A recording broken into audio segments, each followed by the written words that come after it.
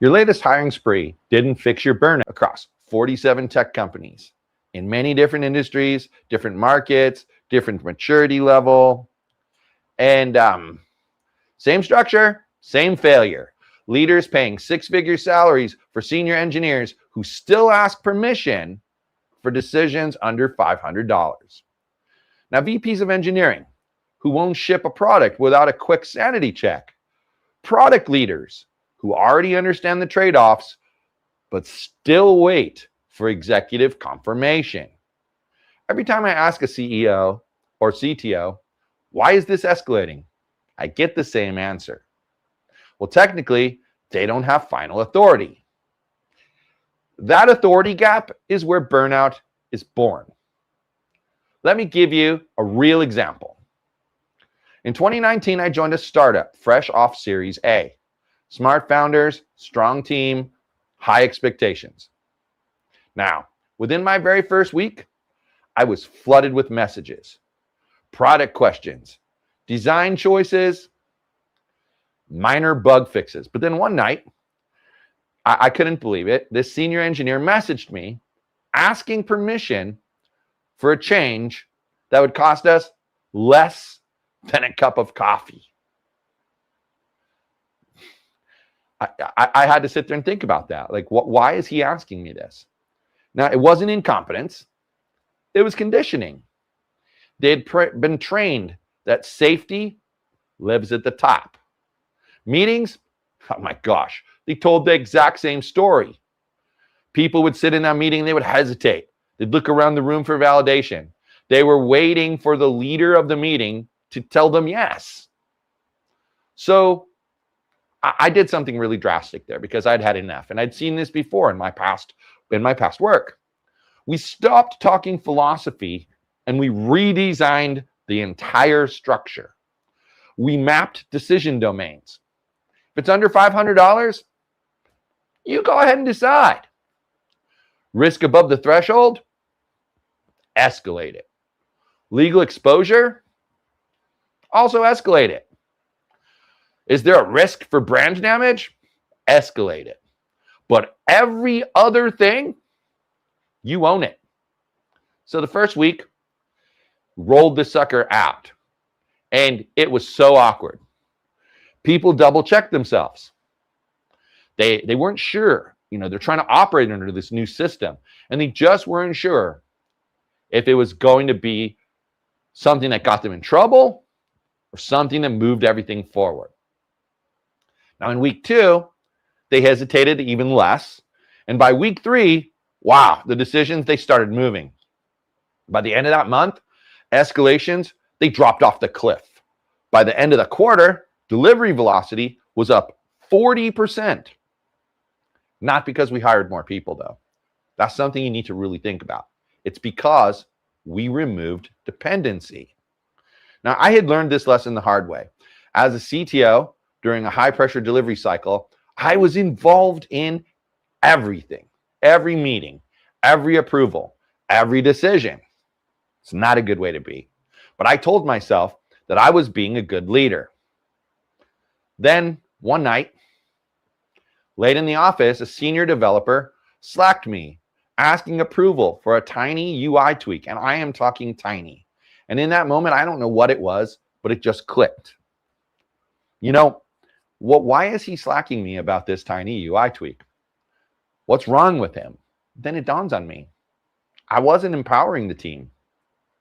I was training them to wait. So the next morning, I called an all hands and I said, look, guys, this ends today. So what did we do? We set clear rules. In this case, if it was under $500, you decide. Major client impact, make sure you escalate. Compliance risk, also escalate. Everything else that goes on, you take care of it without me. Once again, what I learned back then was that initiative replaced hesitation. Escalation slowed down, ownership increased. They loved it. I was no longer exhausted. And that's how the dependency cycle really works. You start out hands-on, and that's really normal. You need to know what's going on in your department and how it works. You hire talent, but you keep the final say on everything important. So escalation becomes the default. You respond quickly because you care. And that response teaches the system. Multiply that by 20 or 30 people. Burnout, it's not caused by volume. It's caused by centralization. You'll see it in the symptoms. And what are those symptoms?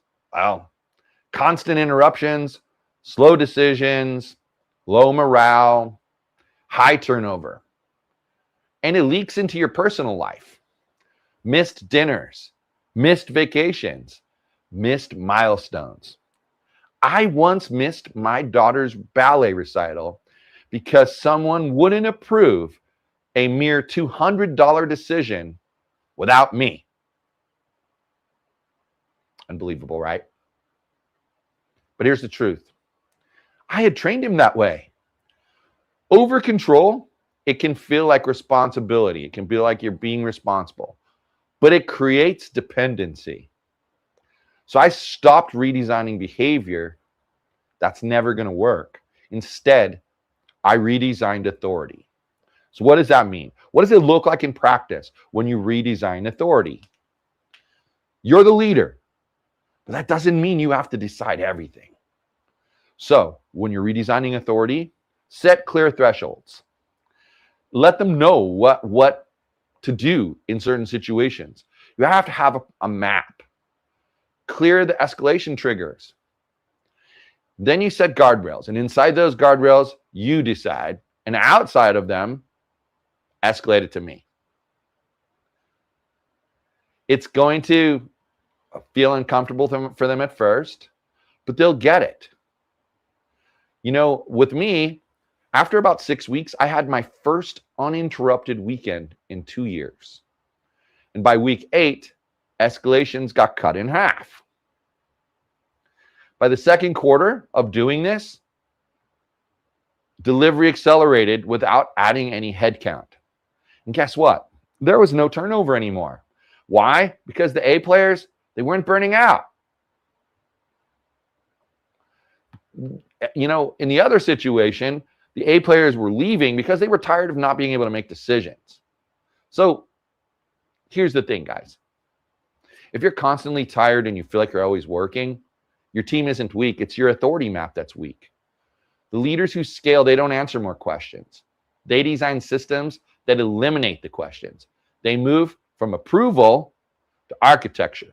I always say that in technology, there's two types of situations. There's the architect situation, and there's the firefighter situation. You do not want to always live in the firefighter world. Now, sometimes that happens. Client calls and says, I don't know what happened, but something's up with my database after this new update, and I can't do this or I can't do that. That's a firefighter thing.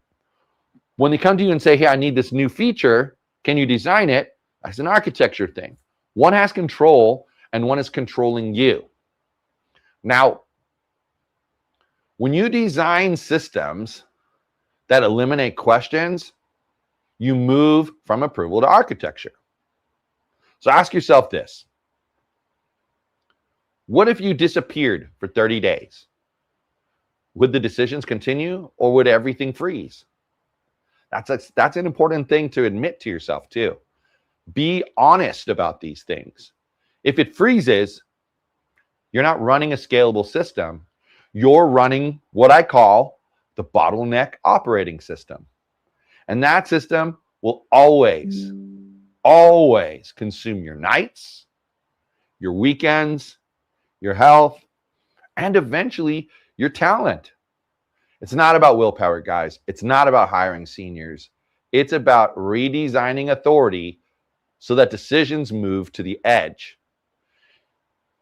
And if you're dealing with sprint misses, mid-cycle swaps, and constant escalations, you really need to take my delivery chaos diagnostic. It's called the Firefighter CTO quiz, and it'll show you exactly which failure mode is driving the chaos and what to fix first. The link is in the description. but it's gtle.show, SHOW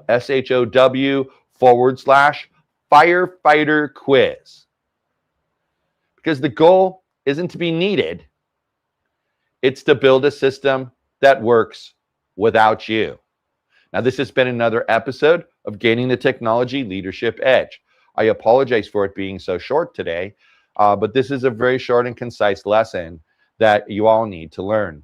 My guest today was a no-show. I had a nice 45-minute to an hour-long episode planned for you guys, and this person just didn't show up. So I apologize for that. Came up with this quick lesson just off the cuff and thought I would present it to you. If you have these problems, reach out to me on LinkedIn. Send me a DM. Let's chat. No sales pitch. I'm here to help.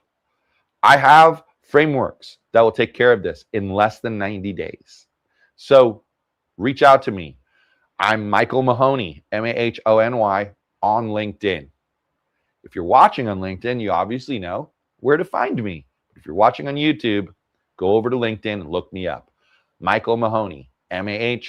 And you can also send a message to hello@gtle.show. So once again, if you like this kind of content, help us out. Subscribe to the channel. That's one way you can help us out. Like the video. It lets the algorithm know that this is a video worth watching.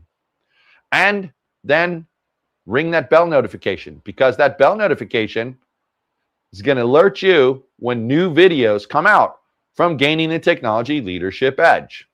Hope you have a great week, and I'll see you back here next week with another great technology leadership topic.